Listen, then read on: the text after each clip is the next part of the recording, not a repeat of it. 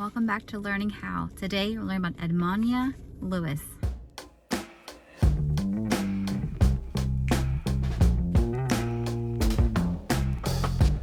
Edmonia Lewis was born July 4th, 1844 and died September 17th, 1907.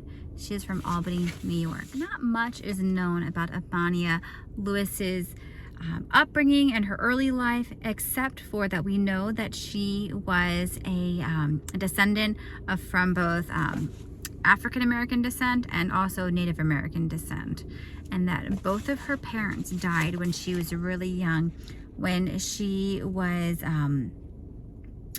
about 9 years old. We also know that her mother was an excellent craftswoman and weaver. Edmonia didn't always give exact details about her upbringing when she was interviewed and how it was documented, so that's why sometimes the waters are a little bit muddy when it comes to her early life. But those facts are certain that she's both African American and Native American, and that she came from a family that was from excellent craftsmanship. In fact, after her parents both died when she was 9, her maternal aunts, both of them adopted her and her older brother Samuel, and that they moved to the Niagara Falls area in New York.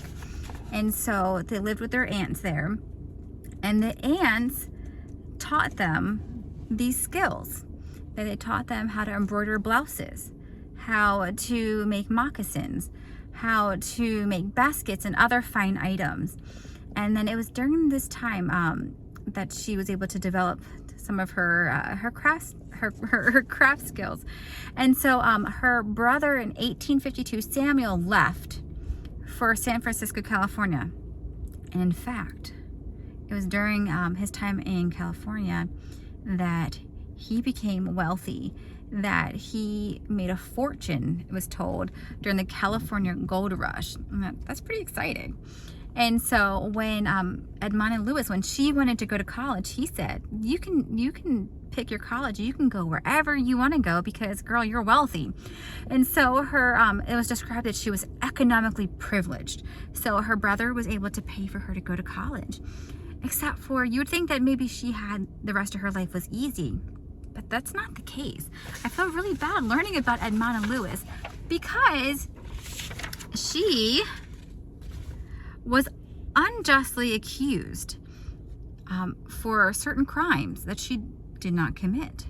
That she said that she felt like that she was marked by prejudices, and that she felt very isolated.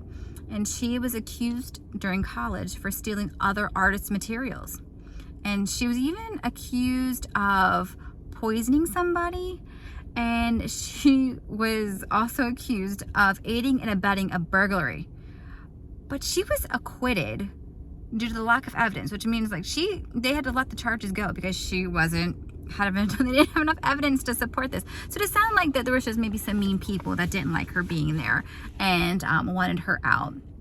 So after college, Lewis moved to Boston in 1864, and this is where she began to pursue her career as a sculptor.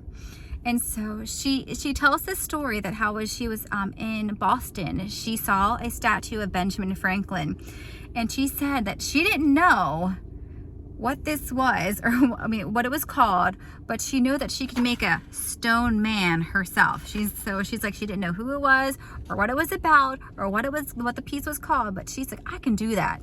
And so I like that about that attitude. So she was inspired by abolitionists. And so I know we studied the word abolitionist in our memory work. So abolitionists are people who wanted slavery to end. And so she was inspired by these abolitionists and other Civil War heroes, and so she made her own sculptures of these individuals. So we're going to show a couple of those now.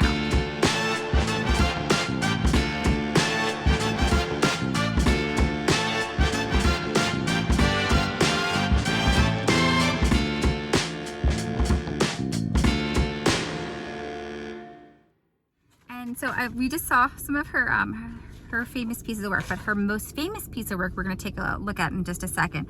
It is called The Death of Cleopatra, and this was made with marble in 1876. And what sets this piece apart is that this piece of artwork shocked people. There was a shock value to it, because in this piece of artwork, it depicts Cleopatra, who was the Egyptian queen, in a disheveled, ineloquent manner, that she wasn't her typical refined self. That during this time, the Victorian approach was that the women needed to be refined and elegant and pretty. That's how they were depicted.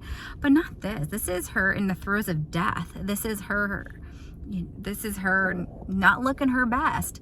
So this piece really shocked people and kind of, in a way that caught their attention and maybe made them think. So let me know what you think.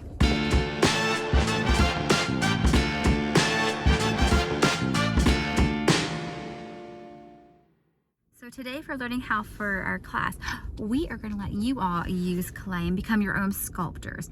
And so we are continuing on with our elements of design. So I got my piece of paper. Our elements of design. I don't have enough hands here. My selfie stick decided it's not going to want to work. I was trying to sit, like, hold it with my leg. But it's just not working. Anyway, we'll see if this can work. Okay, we're still working with our form. These are our three-dimensional shapes. So remember, they can be geometric shapes, such as cubes, spheres, cones, or organic shapes, such as like people, chairs, tables, animals, those type of things. And so we're going to use our forms to be able to make these sculptures. So Edmonia Lewis really valued showing others sculptured images of these abolitionists, the people that she admired. So today you are going to make a sculpture of somebody you admire. It can be a family member, it can be a friend, it can be maybe your pastor of your church, it can be somebody back in history. You can make a sculpture of, maybe a Bible hero.